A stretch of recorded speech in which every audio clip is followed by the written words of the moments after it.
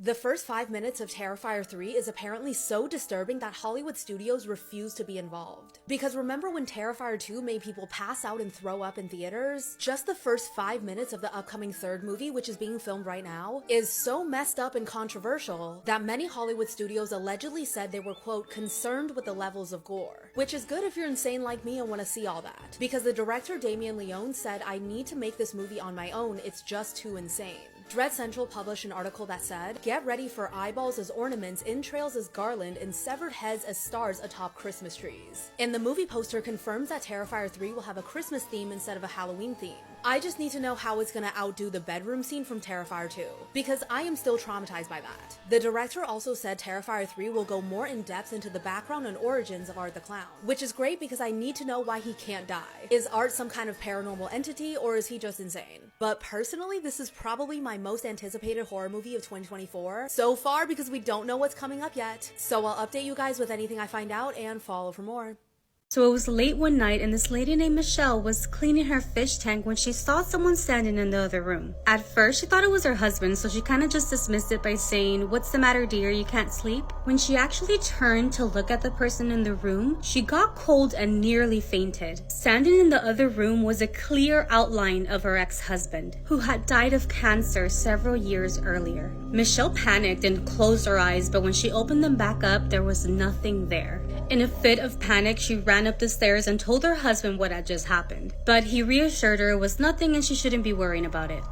So several weeks have passed and Michelle's in-laws came for a visit, and that's when she decided to start taking pictures. When she reviewed those photos later that night, she went numb at what she saw. In the photo, behind her mother-in-law was a shadowy figure lurking in the corner of the room. It was exactly like the figure she saw just weeks earlier. And lucky for you, or unlucky for you, I have the picture. Here's the first photo. Like, that thing is not even see-through at all. Can you imagine seeing this and then like weeks later capturing it and knowing you weren't crazy from what you saw? Of course, I'm giving you a closer look. Anyways, what do you guys think? Your shift ends at the donut shop one night and you have to ride your bike back home. But on your way, something terrible happens. You get kidnapped by a man who was following you the whole time. That's exactly what happened to 17-year-old Lisa McVeigh. She was living with her grandma Diane, who reported her missing, but she thought Lisa had just ran away. Lisa uses reverse psychology on her abductor to gain his trust, so he decides to release her 26 hours later. But when she returns back to her grandma's house, they don't believe her. They really thought she ran away. Where the hell have you been? You've been out with the boy? I was kidnapped. Bullshit. I'm telling the truth. Liar! This movie is called Believe Me, The Abduction of Lisa McVeigh, and it's actually based on a true story. What, you mean go back on the car ride? Look, I want to take you back to the place where you were abducted. Retrace your steps from there. I think your amazing recall may be the key to finding out where your attacker lives. The man who hurt you is responsible for hurting a lot of other people as well. This is Lisa, the real person that Lifetime movie was based off of. The Predator King, also known as the Grand Elder, leads multiple predator clans and rules Yautja Prime with a throne made of xenomorph trophies, signifying his supreme authority. Over the years, he has consistently demonstrated his unmatched leadership, legendary hunting, combat skills, and strategic brilliance, establishing himself as the paramount figure in Yautja society. Despite frequent assassination attempts and tribal uprisings, he remains impervious, earning respect and instilling fear in his adversaries. The king's rare appearances have spawned numerous myths, from his supposed immortality and immense powers to the notion that his mechanical tendrils are sentient beings under his command. These unverified tales continue to enshroud him in an aura of fascination and wonder. Wait, Nicki Minaj has a demon inside of her? You know how Nicki Minaj says that someone named Roman lives in her? Well, that Roman came out the other night at the VMAs. MTV is petrified because they got a couple calls yesterday and people were saying, what if Nicki says this and if Nicki says that? And you know, and I said, it's okay, MTV, I can control myself. Because if you can't control yourself, you can't control anything around you, right? But you know who can't control themselves? Roman, Red Ruby the Freeze, Chun-Li. So I'll think about it. By the way, this video is scripted and for entertainment purposes only. Stay weird. I am the reason every single person in South Carolina locks all their doors and windows. Hello, I am a boo hag. During the day, I look just like anyone else, wandering the streets of South Carolina. But my purpose is to find a target and follow them home. Then I wait till the sun goes down and go back to my target's area and take off my skin. Then I search around the house for even a tiny open crack to get inside. Once I find one, I'll search through the house until I find my target's bedroom where they are sleeping. I climb on top of them and pin them down. I start sucking the breath out of you. If you scream, I will instantly unalive you and you will become one of us. If you try to wake me out, you won't make it. I will empty the life out of you and climb into your skin so I can live your daily life. The only way to survive me is to not let me get to you in the first place. Make sure all your doors and windows are locked and leave a bowl of rice next your bed. Us boo hags have a counting fetish and will have to count every individual grain. Speaking of the IRS, I saw a video from the early 2000s. Past employed workers for the IRS figured out federal income tax is non-constitutional. Someone said, if you can find the law that says you have to pay, we'll give you $50,000. And that's how the one IRS agent found it. She's like, okay, yeah, I work for the IRS. I'm going to find it and make $50,000. And she's like, there's no law. We have to pay federal tax. She even said upwards of 60 million people in the U.S. were not paying federal income taxes. And then one guy, he's like, yeah, I'm not paying taxes. He was brought to court. And they're like, wait a second, we don't have a law. And so they couldn't charge him with anything. But then there's some conspiracy with the Titanic. There's someone on the Titanic that was a politician opposed to collecting taxes for the Federal Reserve. And the Rothschild and Rockefeller, they were supposed to be on the Titanic. They decided not to get on last minute. And then these guys that were opposed to the Federal Reserve died in the Titanic. A year later, federal income tax. Our founding fathers were very opposed to taxes. No taxation without representation. They represent that you need to pay me taxes. There's one saw trap that we never got to see in any of the movies, and it would have replaced the rack, one of the most iconic traps of the entire franchise. Originally, the way this trap was supposed to work, you would have the victim laying flat out on some sort of surface, and they would just be continued to fold in on themselves limb by limb, back, neck, everything, until they were in the shape of a box. The original creator of the Saw franchise, Leigh Whannell, he wrote this trap, he designed this trap specifically for Saw 3. He compared it to origami paper folding. That was his inspiration behind this trap. However, once they got into actually designing how this would physically work, they just couldn't figure it out. All Saw traps are supposed to be able to be real functioning machines that would actually work in real life. That's why the reverse bear trap, for instance, from the first movie, it actually works. If you plug this machine into an air compressor, it actually would open completely. But they couldn't figure out how to make the box trap work, so they ended up settling on the design of the rack. Rather than twisting all the body parts in on themselves, it twists each body part independently 360 degrees. Breaking news, a human skull has been found inside of a thrift store. The discovery was made in a Fort Myers thrift store on the Halloween aisle. It was discovered by a shopper who actually turned out to be an anthropologist. Once determining that the skull was human, she phoned authorities immediately. Upon arrival, authorities also confirmed it to be a human skull. The store owner said that they obtained the skull after purchasing a storage unit and finding it inside. At this time, authorities say this case is not suspicious. I'll keep you guys updated. What do you think? Drop in the comments. This is the tree video, one of the worst ISIS execution videos you should never go looking for, explained. The video that I'm about to explain is extremely brutal and I don't recommend looking it up. The victim in the video is apparently a US spy and he is wearing an orange jumpsuit like most victims are in ISIS videos. The video is about 40 seconds long and it begins with the victim standing up, but his arms have been chained to 2 trees which forces him to stand up with his arms stretched out. One of the ISIS members then reads a statement accusing the victim of being a spy. 2 young boys who look like teenagers can be seen standing behind the victim. The boys have their arms raised above their heads like they are about to swing something, and upon looking closer, you can see the 2 boys are about to swing swords. The video then shows the 2 boys swinging the swords at the same time, and they cut off the victim's outstretched arms. They managed to cut them off in one swing, but this could be due to editing because ISIS loves doing that. You then get a close-up shot of one of the older ISIS members slitting the victim's throat. the camera sits in a still shot and zooms into the victim's eyes as he is being beheaded. The video then jump cuts and it shows the victim's headless and armless corpse. It also shows the victim's severed arms hanging from the trees by the chains. The video then concludes as an even younger child who is no older than 9 reads out a statement with his foot on the victim's severed head, and this is where the video concludes. ISIS execution videos are extremely hard to watch and I don't recommend ever looking for them or this one. Please do yourself a favor and stay curious because this video is extremely brutal. Do you know X-Men? Yeah, Wolverine. Oh, yeah, With yeah. the 3 claws, or 6 claws, sorry. But he always wears what color? Yellow and blue? Yeah, yellow and blue. Yeah. Right? But the other X-Men, they usually wear like darker colors. Yeah. Now, why does Wolverine though have the brightest one, the yellow and blue? Why? Yellow is royalty or something like the Nah, not even like that. What? Bag this.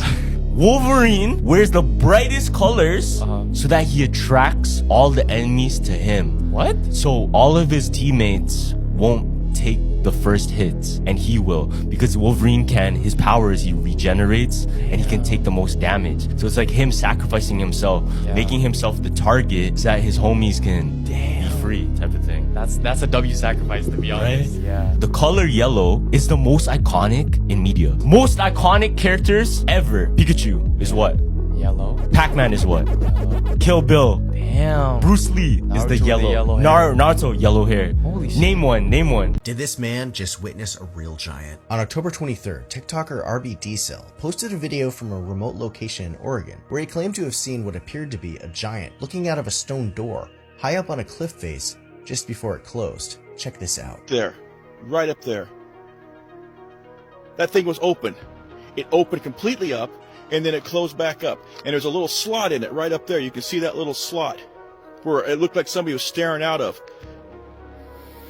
Dude, giants are freaking real. I don't care what anybody says. This video has since gone viral, and over the past weekend, he and his wife, along with a group of friends, went back to investigate. The group dropped off. We were followed by 2 white government trucks that the wife and I took off up in the hills, and we did lose and come back down.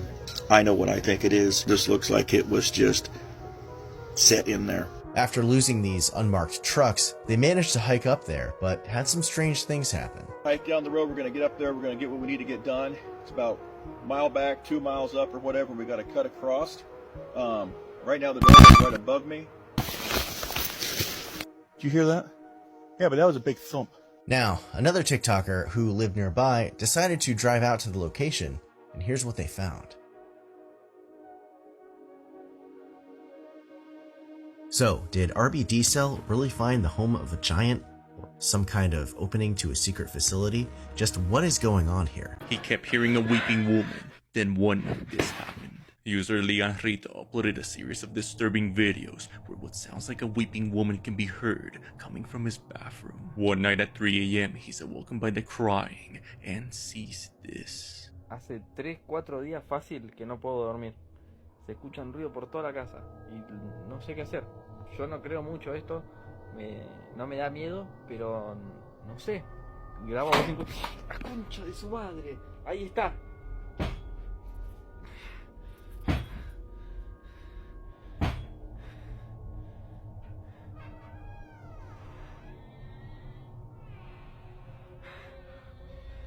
¿Quién carajo anda ahí?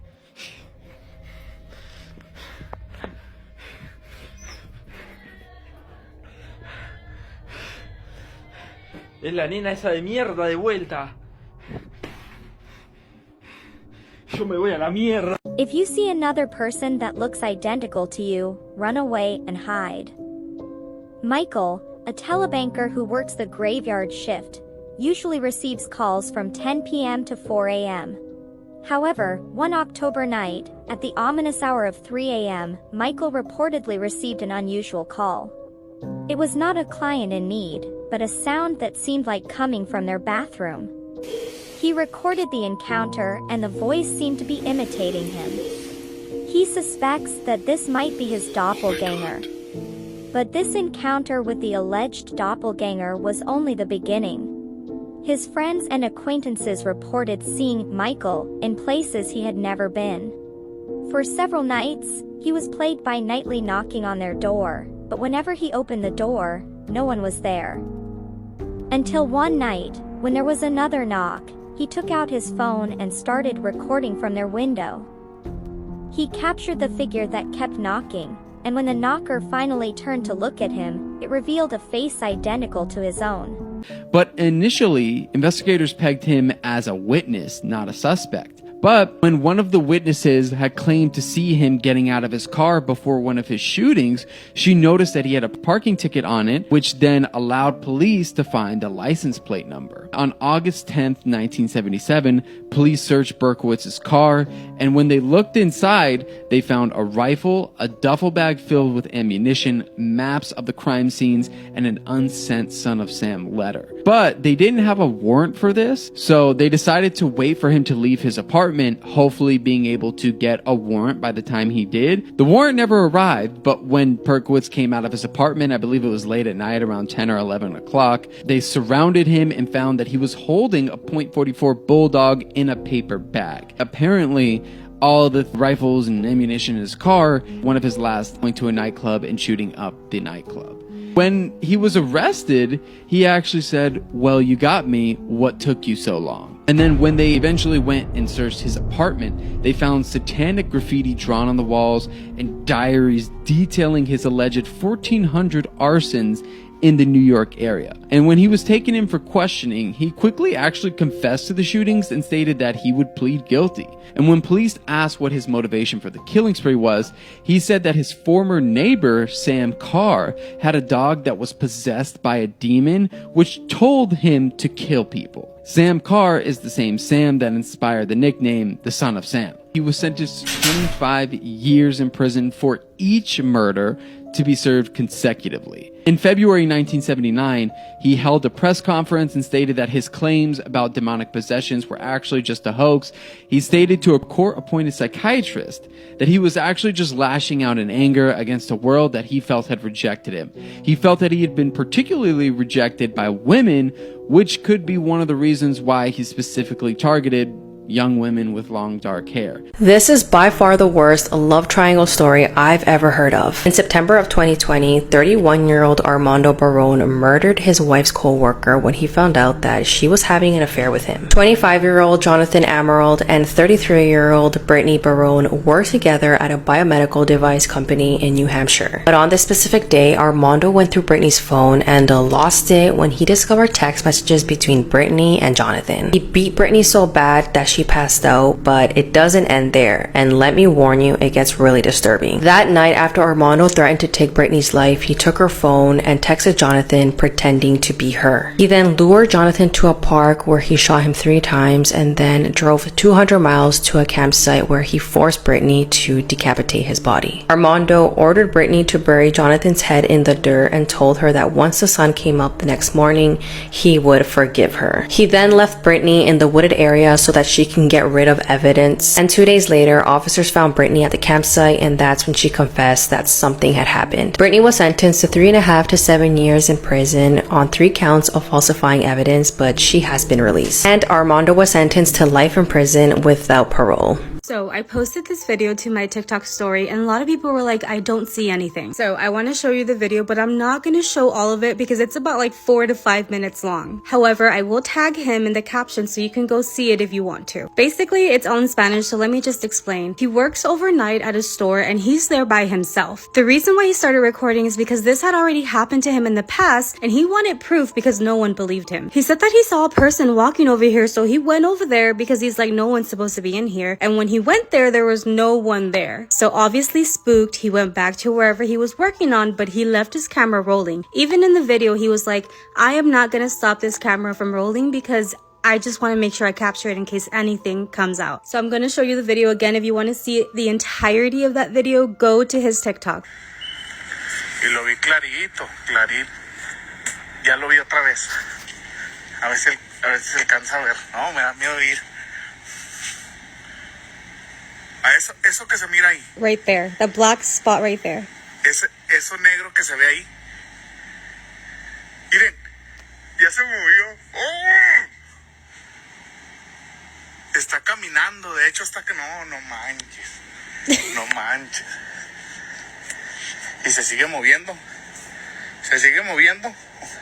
Es una persona, claro está que se... Miren. No, no, no, no. Vámonos. Now I'm gonna zoom in and show you what he was seeing. Eso que se mira ahí. Eso negro que se ve ahí. Miren, ya se movió. ¡Oh! Está caminando, de hecho se sigue moviendo. Es una persona, claro está que se... Miren. Did you see it now? Am I the only one that saw whatever that thing was walking backwards instead of like forward like a regular person? Not just that, but like I love to dig because if he's making this shit up, I want to know. If you go into his TikTok, there is nothing paranormal other than this video. To me, it seems real because I feel like when people like to fake this shit, they continue, they keep going, it gets crazy. That's the only video he has, and the other one is just a follow-up and him saying that he don't want to fucking record anymore because he's scared. I believe him. What do you guys think? But also, they better give him a raise because ain't no way I would be working there looking at that by myself at nighttime. Unless they pay me like $100 an hour, bitch, I become best friends with that thing. We be walking backwards together. I never knew this one place was haunted. It's called Mount Laurel Park in Secaucus. You've definitely seen it before. You know when you go to New York, you're going down the turnpike? Yeah, that one. You ever seen that big rock? Oh, yeah. So supposedly, Yeah, right, yeah. before they created the New Jersey Turnpike, like that area was like an insane asylum. When they shut down the hospital, they buried a whole bunch of bodies everywhere. And then once they were creating the New Jersey Turnpike, they uncovered like thousands of bones. But people still think that there's still like uncovered bones like still around there. It's like a park now. Like there's like a... You can go there? Yeah, but it's like in certain areas there might be some there. Breaking news, Black Panther stuntman Tajay Ramus has sadly passed away along with his 3 children. The 41-year-old stuntman who appeared in Black Panther along with other movies was on his way home around 11 p.m. on Halloween. It was at that time he slammed into a truck that had broken down near an exit. He, along with his 13-year-old daughter and newborn daughter, were pronounced deceased at the scene. The stuntman's 10-year-old son, however, passed away in the hospital days later. This was announced over the weekend by family members. 2 of his other daughters, who were also in the family vehicle at the time, survived. I'll keep you guys updated. What do you think? Drop in the comments. You had mentioned something about Lyft and Uber as well. Yes, that's another thing. There is one of these ride applications like Uber and Lyft, specifically in Culiacan, in the main city, capital city in Sinaloa. This is an international brand as well, the next top competitor to Lyft and Uber. And they established business in Culiacan, in Sinaloa, and in several different parts of Mexico as well. But in Culiacan, there was an order by allegedly Los Chapitos, the sons of El Chapo Guzman of the Sinaloa cartel, for everyone to stop working for Uber and Lyft and to start working with that company exclusively. So there was a time where very recently where you will see the local news in Sinaloa, there was a lot of Uber and Lyft drivers getting killed. There is an order for every Uber driver, Lyft driver to stop working there and start working with these companies specifically.